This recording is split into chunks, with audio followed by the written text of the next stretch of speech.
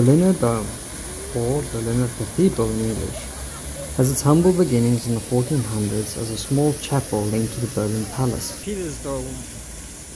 The beautiful construction that we see today was constructed in 1894 to 1905 by order of the then German Emperor William II.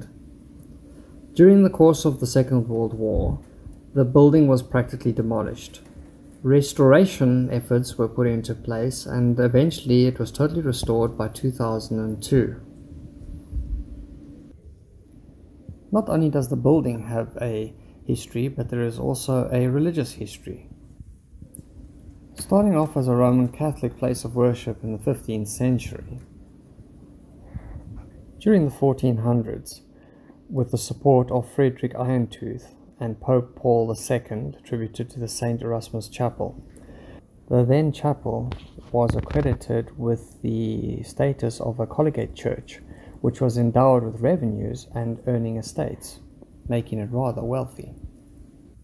In 1538, Joachim II converted from Catholicism to Lutheranism.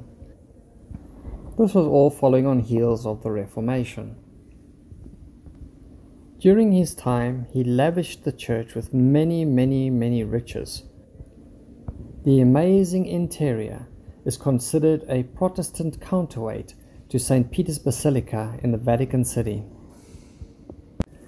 Also, from 1545 onwards, the electoral family of Hohenzollern used the church buildings as their burial place. In 1608, after the ascension to the throne, Prince Elector John Sigmund then dissolved the college church as he had confessed to his Calvinistic faith. In the 1800s, King Frederick William III of Prussia, as was common with most Calvinists and Lutherans, the congregations joined a common umbrella organization called the Evangelical Church in Prussia. Today, it's known as the Presbyterians. So many landmarks from up here. Alexanderplatz, TV Tower, the red court buildings, Rote Rathaus, Nikolaiviertel, almost like stepping back in time, Humboldt Forum.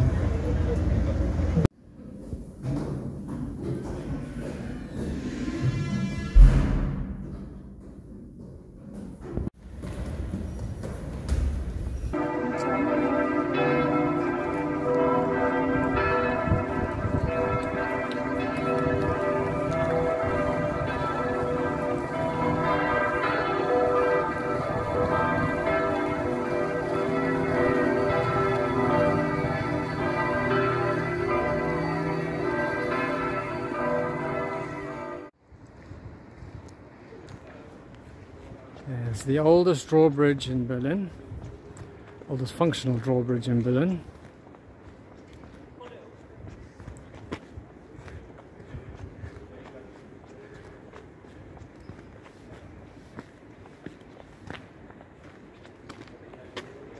Set in a beautiful little tributary of the Spree.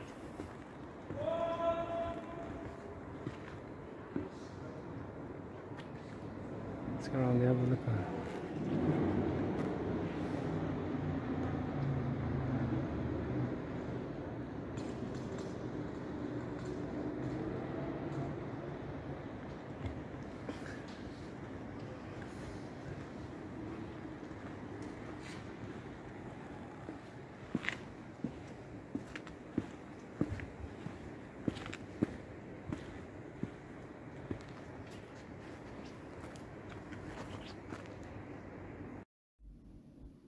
As we enter Savignyplatz, we come across a statue of St. George killing the dragon. This statue depicts a legend that has been around since about the 1200s. There was a village that was being terrorized by a dragon living in a lake nearby.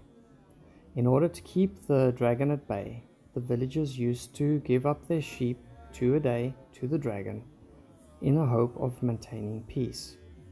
There came a time when they had offered all of their livestock and had nothing more to give the dragon. They devised a system of lots where people from the village were then selected and offered as a sacrifice to the dragon. One day, such lot landed on the daughter of the king.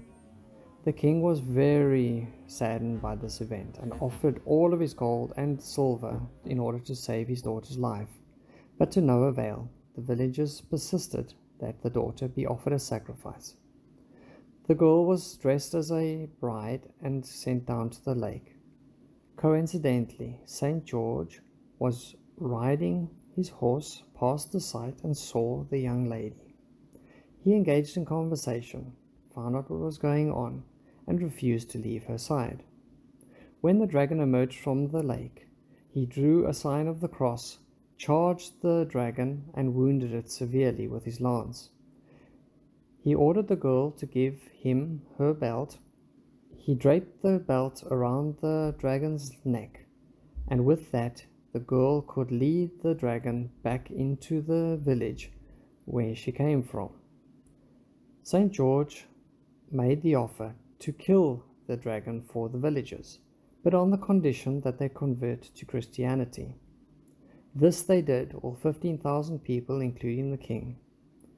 St. George decapitated the dragon and the body was disposed. In honor of this, the king built a church on the site to the Blessed Virgin Mary and to St. George.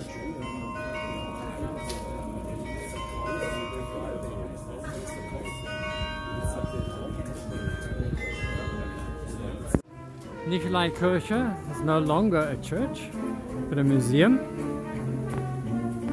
Built up after the DDR, after it was destroyed in the war, and is now just a little attraction of this beautiful little Kiez or suburb.